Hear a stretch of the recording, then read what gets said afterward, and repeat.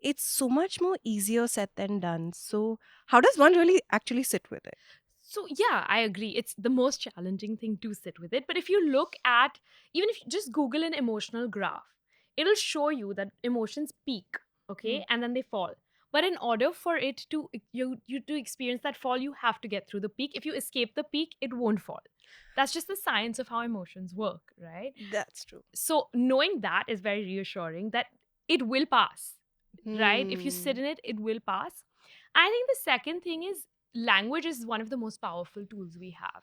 So what I try to do with my clients is I give them an emotional wheel and we look Hmm. through it, identify the feeling, Hmm. identify where you're feeling it in your body, because every emotion has its manifestation in your body. So do you feel it in your chest? Do you feel it in your stomach?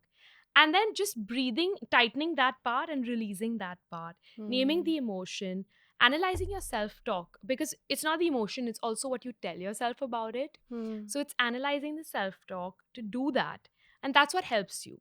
But I will say, like any other skill, it needs a lot of building. So you cannot just say, I'm having a bad day, breathing isn't working, but you need to keep it in your toolkit, right? I mean, you don't take vitamin C when you have a cold.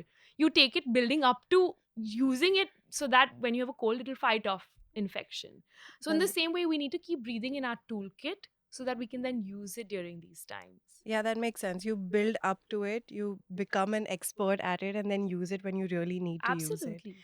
Um, Even breathing, like, forget breathing, it's even like analyzing what we're feeling. Even starting from there, being aware of our feelings, that itself is so alien to so many of us. I mean, even I think we struggle at it on a 100%. daily basis. Yeah, It's not I like know I do.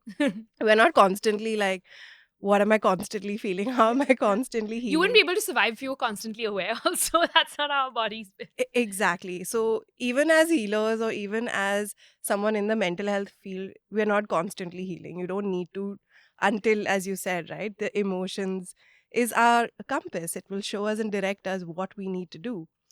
Um, so the graph that you were talking about, the way it seems like in my head, the way I look at it is like it's a door. So it's the same door that allows sadness to come in, and usually we shut that door because we don't want to feel Yeah, sad and we don't want to feel pain. But if we don't open that door and feel the sadness, then we can't feel the happiness that I follows agree. after that. I So in my agree. head, it's like a door. You have to feel the sadness, you have to accept it, you have to let it pass, so that now when the happiness comes, it's going to be great. And you feel it at that depth. Usually we just keep it ajar, so we feel little Little bit. sadness, but then we also feel very little Yeah, happiness. yeah, I We agree. don't really completely You can't deal with. selectively numb. It's not when you put anesthesia to it, it's going to numb every part of your body, right? Not just your finger.